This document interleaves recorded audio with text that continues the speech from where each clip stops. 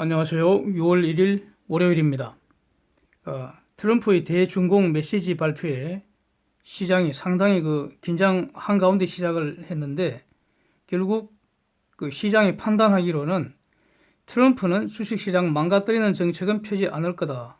이렇게 신뢰한 거 아닌지 생각이 듭니다. 홍콩을 침략한 중공을 응징할 필요는 있죠. 그래서 응징은 하더라도 경제가 제대로 돌아가기만 한다면 그럼 시장은 오르는 거 아니겠습니까?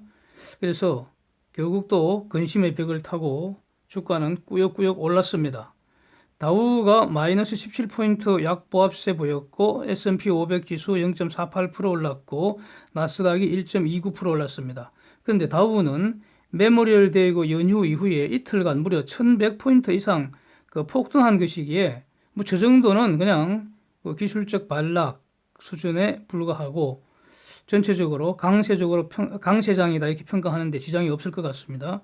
반도체 지수가 2.65% 급등세 보였고요. 그래서 퀄컴, 엔비디아, 인텔 이런 시스템 반도체 3인방 크게 올랐고요. 마이크론 테크놀로지는 3.1% 상대적으로 폭등세 보였습니다.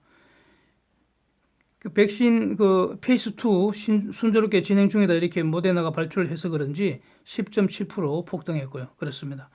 국채 수익률 보면 모두 하락해서 10년물 0.653%입니다.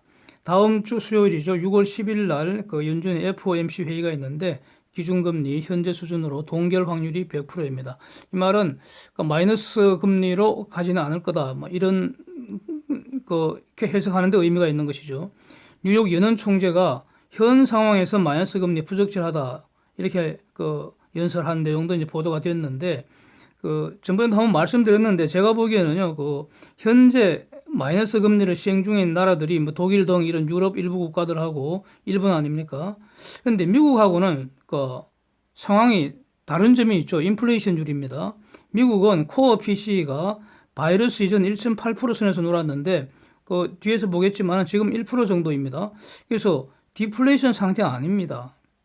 그리고 미시간대 5년 인플레이션 예상치는 이번에 상승을 하고 있습니다. 그래서 미국은 마이너스 금리 적절하지 않다 이렇게 생각을 합니다. 트럼프가 이별하는 방법이라는 제목으로 영상을 올려서 트럼프 연설 내용 분석한 거 있습니다. 참고하시기 바랍니다. 달러 지수 98.27로 내렸고요. 원 달러 1231원 많이 내렸네요. 원엔 11.42로 하락했고 위안 달러는 7.137입니다. 위안 환율에 대한 중공 측 반응이 하나 나왔는데 이거는 위안 환율 지금 올라가는 거는 시장의 반응이기 때문에 당국은 개입 안 하겠다. 즉 위안 환율 오르도록 내버려 두겠다. 이런 취지로 이제 받아들여집니다. 그런데 중공의 환율은 지금 100% 시장 환율제가 아니잖아요. 그래서 저 말은 시장 핑계대고 있다 이렇게 보이고요. 이는 앞으로 위안 환율 약세 유지하겠다 이런 의사를 밝힌 걸로 보입니다. 그래서 앞으로 장기간 중공은 달러 초과 수요 상태가 될 것이기 때문에 이거 그냥 내버려 둔다면은 중공 탈출 기업들 손실 입히는 그런 조치가 됩니다. 그래서 사실상 중공을 탈출하는 기업들에게 환율이라는 이름으로 벌금을 징수하는 것과 같은 의미입니다. 그래서 어떤 형태로든 미국이 좌시하지 않을 것 같습니다. 이 말은 환율 전쟁이 지금 꿈틀대고 있다 이런 뜻입니다. 그리고 어떻게 되든 궁극적으로 또 이 시장을 이길 수는 없기 때문에 위안화 가치는 기본적으로는 지속적으로 하락할 것이라고 보고 있습니다. 그래서 지난주에 원 환율 또 위안 환율 이거 분석한 별도 영상도 올려뒀으니까 필요하시면 참고하시기 바랍니다. 유가는 4%대 추가 폭등해서 WTI 35.3불, 브렌트 37.7불입니다. 그래서 드디어 제가 말씀드렸던 WTI 35불 도달을 했습니다. 지난번 5월물 마이너스 유가 파동 나고요. 그 다음 6월물도 뭐 9불에서 11불선 이렇게 거래되면서 6월물이 다시 마이너스 유가 되는 거 아니냐. 이런 근심이 시장을 지배하고 그럴 때에 제가 WTI 35불 올라갈 거라고 이렇게 여러 번 이 시간에 말씀드렸습니다. 그래서 이제 35불이 왔는데 거의 뭐 한 달간 그 가격 상승률이 90%라고 하네요. 엄청납니다. 예. 앞으로 어떨까요? 앞으로. 항상 이게 중요하죠. 앞으로 어떨까요? 그래서 이렇게 정리하겠습니다. 오펙 플러스에서 이 생산 컷 지금 지속 중입니다. 그렇죠? 그 다음에 미국 그 굴착 장비 감소 추세 지금도 이어지고 있습니다.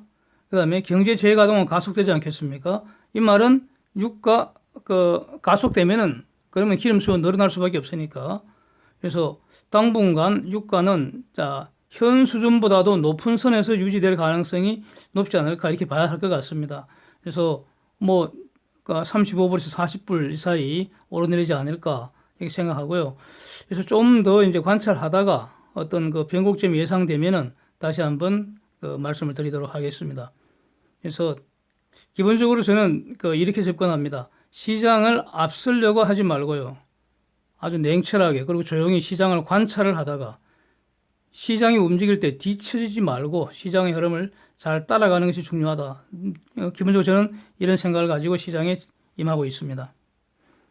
데이터 정리합니다. 한국 4월 산업생산 전월비 마이너스 6%, 전년비 마이너스 4.5%이고요. 소매 판매 전월비 5.3% 늘었습니다. 일본 4월 실업률 2.6%이고요. 상당히 낮죠, 이거.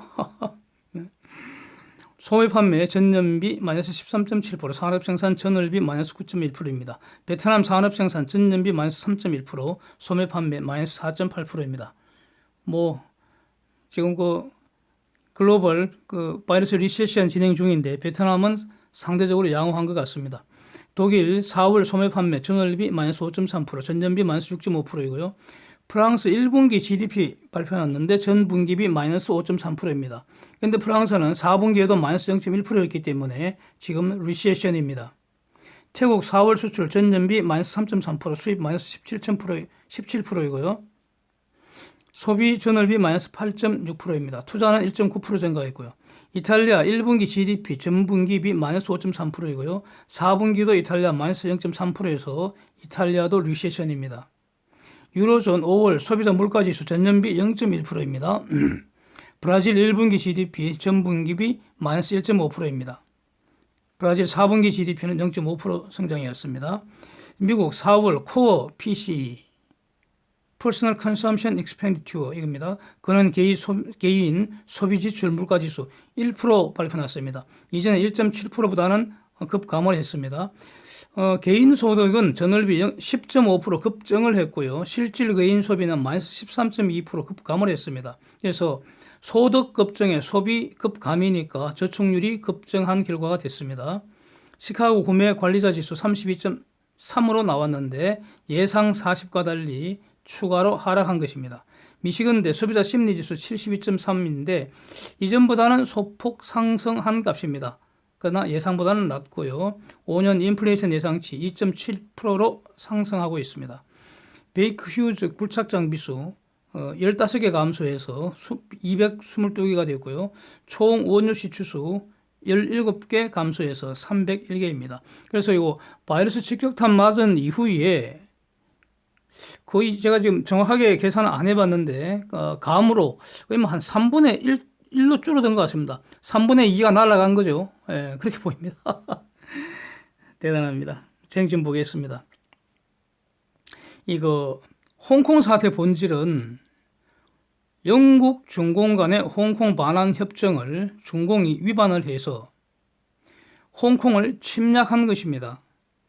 앞으로 홍콩 시민들에 대해서 대규모 인권 침해 행위가 예상이 되고 있습니다. 이것은 반인륜 범죄 행위로 평가될 수가 있을 것입니다. 그래서 미국 등 그 동맹국들의 반응은 중공의 이러한 그 반칙적 침략 행위를 용납하지 않겠다, 응징하겠다. 이게 이제 핵심인 것이고요. 그리고 이런 반응은 정당한 반응이라고 저는 보여집니다. 응징 수단은 일단 경제 제재입니다. 차이나 생션입니다. 홍콩 시민들은 보호를 하고 중공 경제는 타격을 주는 조치들이 앞으로 계속 나오리라고 보고 있습니다. 지난 금요일날 트럼프 연설에서 매우 강력한 수단들이 지금 준비되고 있다고 강조한 바가 있습니다. 연설에서 트럼프 입에서 나왔습니다. 그래서 그 바이러스 리세션 이 대응 수단으로 거론되던 것이 지금 중공에 치우쳐 있는 글로벌 공급망 재편하겠다. 이 말은 중공에 들어가 있는 그 미국 기업들 중공 떠나도록 하겠다. 이 말이거든요. 그래서 이런 공급망 재편 구상을 포함을 해서 이제는 훨씬 더 광범위한 조치가 이어질 것이 아니겠는가 이렇게 보여집니다. 그래서 앞으로 중공 경제를 분석할 때는 지금 차이나 생션 이걸 놓치면 절대로 안 된다는 거죠. 그렇게 되면은 안고 없는 식은 찐빵이 돼서 먹을 게 없습니다. 맛도 없고요. 그래서 앞으로 발표되는 중공에 대한 경제 제재 조치 이거 평가하는 거가 핵심이 될 것 같습니다. 근데 이 경제 제재라는 게 별거 아닌 것 같지만 그래서 시작은 그렇게 보이지만 그래서 항상 초반에는 말이죠. 경제 제재 받는 것들이 이 허장성세를 보입니다. 방방 뜨죠. 근데 시간이 갈수록 고통은 가중됩니다. 이란 경제 제재 한번 보십시오. 이거 제가 여러 번 말씀드렸는데 이거 별거 아닌 것처럼 시작을 했지만 지금 거의 40년째입니다. 이란 경제가 완전 망가졌습니다. 40년 전에는 중공 경제가 이란보다 잘난 것도 없었습니다. 오히려 그때 이란이 더 잘 나갔겠죠. 그렇게 알고 있습니다. 홍콩 기본법이 지금 27년이 남았는데, 27년 남아 있습니다. 이거 없앨 수 없어요. 홍콩 기본법. 그래서 앞으로 10년 내지 20년만 저 바짝 쪼아 부리면, 이거 사실상 해체 가능하다고 봅니다. 저거. 트럼프 재선되더라도 임기는 앞으로 6년도 안 되지만, 그러나 미국의 이런 기본적인 대외 정책은요, 지금 지나고 나서 가만히 보니까 정권은 짧아도 정책은 길더라. 이렇게 저는 이렇게 정리를 하고 있습니다.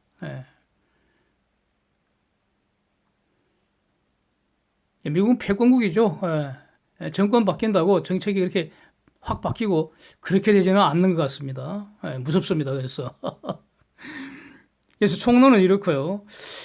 지금 쟁점이 되는 게 이거 아니겠습니까? 트럼프가 G7 플러스 회의 4, G7 플러스 4, 기존 G7에다가 지금 러시아, 한국, 호주, 인도를 초청을 해서 그래서 이게 뭐 G7을 대체하는 G11이 될지 뭐 여러 가지 이제 설레가 되고 있는 상황입니다. 이거 굉장히 중요하지 않겠습니까? 중공 포위망을 지금 구성하는 것으로 보이지 않습니까? 그 4개국을 G7에 그 플러스 4를 더한 것은 중공 문제 같이 협의하고 싶다. 이걸 분명히 밝혔다는 거 아니겠습니까?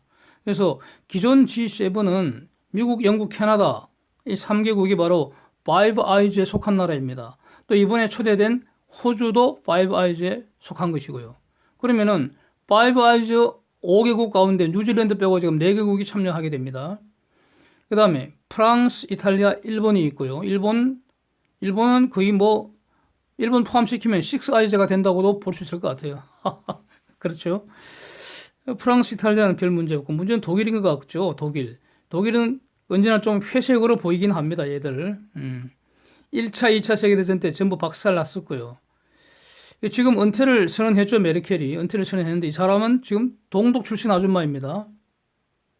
그래서 기본적으로 독일은 그러니까 미국과 거리를 두고 기본적으로 미국하고 함께 가지만 그러나 좀 한 다리 빼서 러시아랑 독자적으로 좀 잘 지내고 싶었죠. 트럼프가 계속 지금 뭉개버리고 있잖아요. 최근에는 노드스트림 2 이 가스전 사업을 뭉개버렸습니다.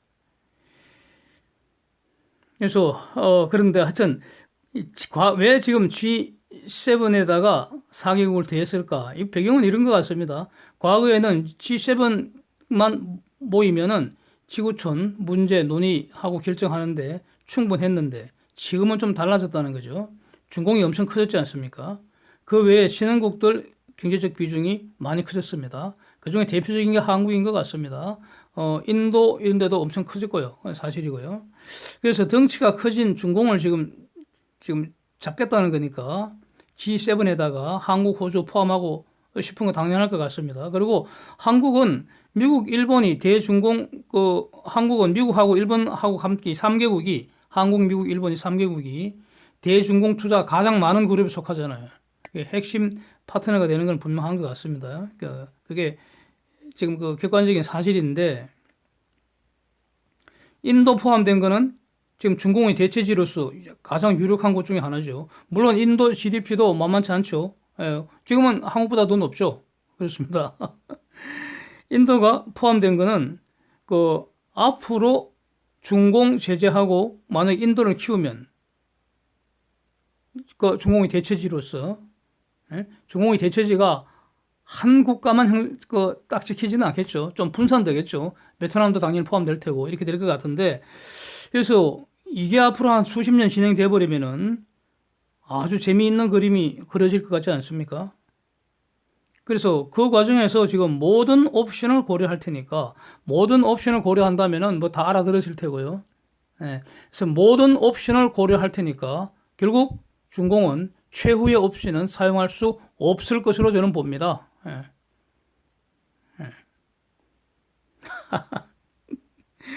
그래서 인도 태평양 전략의 핵심 축이 인도니까. 그럼 또 이런 것도 있죠.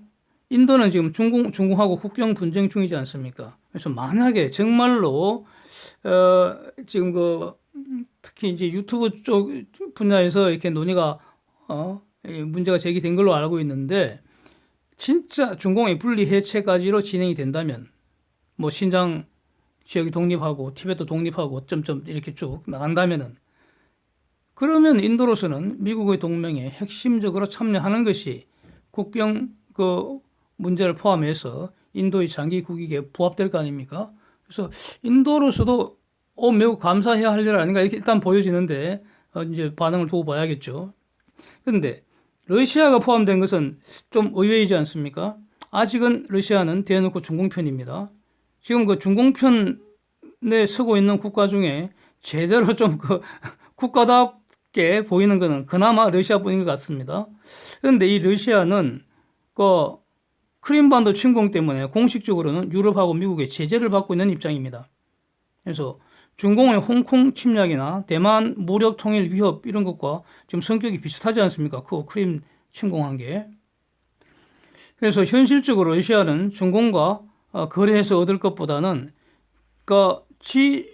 러시아를 뺀 G10하고 거래를 한다는 것은 이제는 온 세상과 거래한다 이런 말이니까, 현실적으로 보면 러시아는 중공하고 손잡는 것보다는 이 G10과 손잡는 게 훨씬 좋습니다. 아마 속으로 러시아도 그거를 간절히 원할 거라고 저는 생각합니다.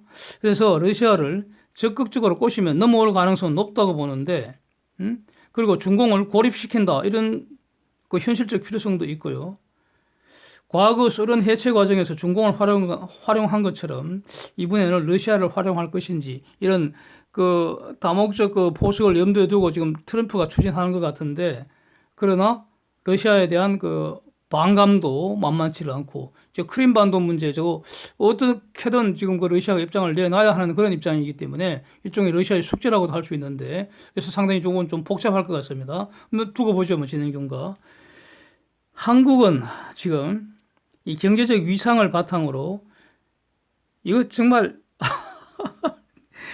개인적으로는 G5 안으로 도약할 수 있는 절호의 기회가 온다고도 볼 수도 있는데, 어쩌다가 말이죠, 정말 중공 악몽에 취해 있는 좀 마귀 같은 것들, 거짓말 사기질에 쏘아갖고 지금 나라 꼬라지가 이 꼬라지가 되었는지 매우 화가 납니다. 화가 아주 많이 납니다. 그래서 저것들이 참석을 하긴 할 것 같습니다. 참석 안 할 이유는 없죠. 일단 참석해서 간첩질이라도 해야 되잖아. 네. 걱정되는 거는 제대로 지금 역할을 안 할 것 같고요. 저것들은 오히려 중공을 지금 제재를 하려고 그러는데, 지금 한국을 개구멍 통로로 지금 제공하는 건 아닌지, 그게 오히려 걱정이 됩니다. 중공에 투자한 한국 기업들 이익을 위해서라도 이 G7+4 논의 적극적으로 또 능동적으로 주도적으로 이 참여를 해야 할 것으로 저는 생각을 합니다. 예. 미국과 함께 했기 때문에 한국이 번영할 수 있었습니다. 그리고 또 하여튼 이 문제 이제 시작이니까 논의 과정을 앞으로 주목을 해보겠습니다. 이제 사진 한번 보시면 말이죠. 이게 TV조선 보도인데 좀 잘못 보도된 것 같아서요. 트럼프가 흑인 사망 시위대를 폭도라고 한 거 아닙니다. 예. 흑인 사망이라는 것도 부적절한 표현입니다. 정확한 팩트는 흑인 살해입니다. 살해. 그 경찰관 살인죄로 기소된다고 하지 않습니까? 네? 사망과 살해는 천지 차이입니다. 잠자다가 자연사 한 것도 사망입니다. 사망과 살해는 천지 차이입니다. 그걸 네? 그 다음에 트럼프는 경찰관 흑인 살해 사건을 아주 맹렬하게 규탄을 했습니다. 철저하게 수사하라고 법무부하고 FBI 등에 특별 지시까지 했지 않습니까? 이렇게 보도가 됐습니다. 이전에. 그래서 트럼프가 흑인 살해 사건을 항의하는 시위를 비난한 거 아닙니다. 시위를 비난하는 거 아닙니다. 다른 사진을 보시면 저게 시위대입니까? 시위대가 아니고 절도대 있지 않습니까? 절도대. 예. 타겟 매장이 노락질 당하는 현장 사진입니다. 예. 저거는 살해당한 흑인 사건이 아주 정말 안타까운 이런 그 기회에 때로 몰려다니면서 절도행위 한 거 아닙니까? 한국식으로는 특수절도행위입니다. 예. 그래서 절도대에 대해서 뭐 폭도라고 표현하는 게 당연한 거 아닙니까? 그래서 저는 뭐 한국 언론들 정말 안타깝지만 기본적으로 좀 보지를 않습니다. 뭐 한글레라고 그러잖아요. 또 뭐 오 너희끼리 그러고 말이죠. 너희끼리 보든가 말든가 저는 기본적으로 보지를 않고 조선하고 동아 정도는 이제 읽어주는 편인데 요즘은 이 조선일보, 동아일보 이런 데도 소리 없이 아주 조용하게 토착 빨갱이 세력들이 간첩을 한 마리씩 두 마리씩 심어두는 거 아닌지, 그래서 조선하고 동아도 지금 접수 당해가고 있는지 당해가는 거 아닌지 아주 유감입니다. 우려됩니다. 이상입니다. 오늘도 함께해 주셔서 감사드립니다.